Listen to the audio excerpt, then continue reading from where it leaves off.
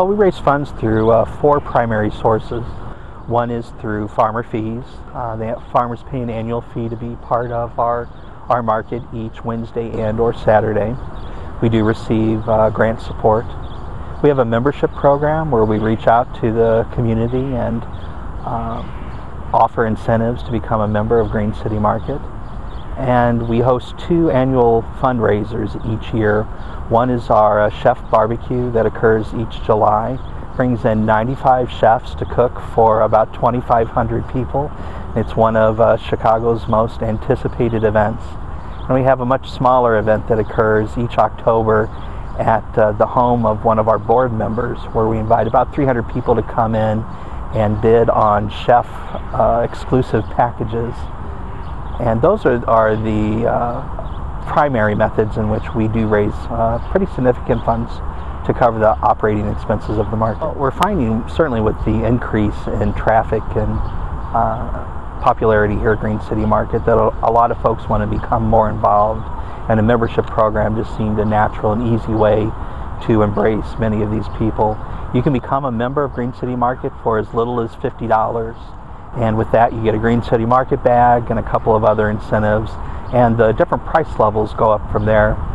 People are able to join here at the market themselves, or they can go online, which helps drive traffic to our website, and become a member by joining up there. Well, applying for grants is something that's fairly new to Green City Market, but we have received over the last 2 years significant support from corporate, foundation, and government grants. Each one is a little bit different. Through the government support, the FMPP program has provided significant funding to help oversee all of the programs at Green City Market, and that's one of the things that makes our market very unique. Green City Market is a 501c3 not-for-profit, and we have this whole arm of educational programming that we offer to thousands of Chicagoans, all for free every year. So a lot of the foundation and grant support that we receive here ultimately goes towards helping promote those programs and ultimately the mission of the market itself. The foundation support is a little bit different. We're lucky that in Chicago there are a number of local organizations, many of those folks who shop here at the market and understand the philosophy and mission of what we're all about, have been able again to help oversee some general operating support, as well as increase the development of our office and administration, while still providing some backbone support to our programs.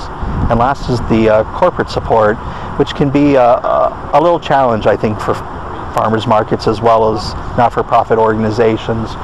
We're a little careful about corporate sponsorships at Green City Market, and it would be great to be able to take advantage of every corporation that came across our path, but we try to be selective about the corporate sponsors that we bring into the market, and ultimately we only work with those corporations that help spread the mission of Green City Market and really fall within the parameters of what we're all about. You know, to back up a minute, I'd like to say Fresh Farm Markets is organized as a 501c3 nonprofit. So part of our revenue stream comes from the farmers' fees. Last year that was 50%, but that tends to be at the high end. That's the highest it's ever been, actually. It's usually in the 30 to 40% range. So the rest of our budget, 50 to 60%, we have to raise from other sources. We can do it through a special event activity, but we can also do it through foundation fundraising. When we started the market and had the idea of the market in 1996 and 97, we actually found foundations who were willing to provide some startup money for a new farmers market. That's really unusual, but if you're starting up a market, there's opportunity. And you'll find it from community foundations generally, who are interested in that public service component that you have, serving people, making sure that you're being the local outlet for fresh local food, and probably serving underserved communities, so being able to accept food stamps and the WIC and the senior coupon programs at your farmers market. So startup money, sometimes from foundations. As you mature as an organization, what you'll find is that foundations will fund particular programs. So for instance, we are authorized to do food stamp program at our farmers market. The Wholesome Way Foundation was interested in making sure that those kind of programs succeeded at farmers markets, so they actually funded us to do a double dollars incentive program. So that's what you see, is finding a foundation that would be willing to fund a particular program for the market.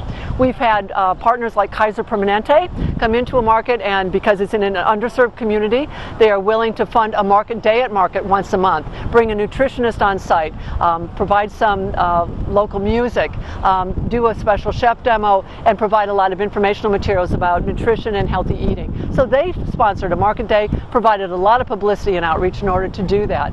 We have sponsorship at markets. A bank is sponsoring, PNC Bank in DC is sponsoring our DuPont Circle Market and does sponsorship of our Chef at Market program. Well, the great thing for them is we'll put their name on every single recipe that people take out of that market. So when you're thinking about who could be those funders out there, it's not just foundations, because foundation fundraising actually takes a little bit of time and is very competitive. You know, when the stock market is down, a lot of those foundations are invested in stock, you'll find that they have a lot less money to give.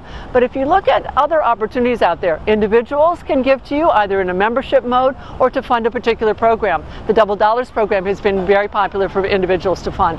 We found some national foundations like the Wallace Genetic Foundation very interested in our nation's capital, funding an organization like Fresh Farm Markets that's actually serving communities and helping farmers in our Mid-Atlantic Chesapeake Bay watershed region. So you have those level of foundations out there as well. But it's definitely a mix of funding that you're looking at all the time in order to support your organization. One is sort of a fundraising, a general fundraising kind of thing, which takes place, depending, a lot of it is restaurant linked, where we'll have a dinner, a restaurant will want to do a dinner for us and give us a portion of that, or have a program and we'll be at the program and give us dedicated funds. Last year we had a restaurant which is adjacent to our Penn Quarter Market, Postmodern Brasserie. They had an Earth Day event, and they opened their courtyard, and they basically charged a nominal fee and had people come in, had yummy bites of things to eat, and they also served wine, and people made a contribution, and we raised $3,000 or $4,000 for that, which was terrific. I mean, pretty easy for us. But the principal way that we raise money, 25% of our budget comes from the feast, and we call it the Farmland Feast. It's always in the fall. It's always a celebration of the harvest. It's always something which is chef-centric. It always has been. The chefs are very important for our markets, and the chefs cook a 4-course meal, and then we have an auction, a silent auction and a live auction, and we started off with 75 people in 2002, and now last year we had almost 400 people coming. And so that is not an easy event. That's a very complicated event, and it takes a lot of work to make it go. We have a wonderful chef who's been our organizing chef for many years now, Cajo Armstrong, and he helps us take care of do a rodeo on the chefs and get them sort of doing roundup, yeah.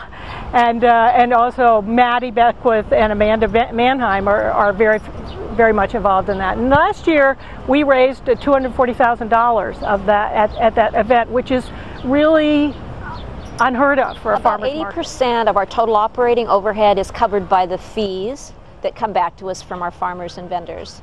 The other 20% is covered by public grants, private foundation grants, an annual fundraising event called the Incredible Feast. Also, we do have some direct outreach to people in the community through our Good Farmer Fund, which is an emergency relief fund for our farmers who get hit by crop loss due to weather or flooding. We also have community sponsorships. A lot of our markets take place in open spaces that are sponsored by a neighborhood organization or a business district. That's a huge sponsorship. And we rely on volunteer hours, hundreds and hundreds of volunteer hours. I would like to think that we could become 100% self-sustaining, but I think the reality of organizing farmers markets and the necessary expenses of professionally running farmers markets, they may always be in the position of needing to be subsidized at some level.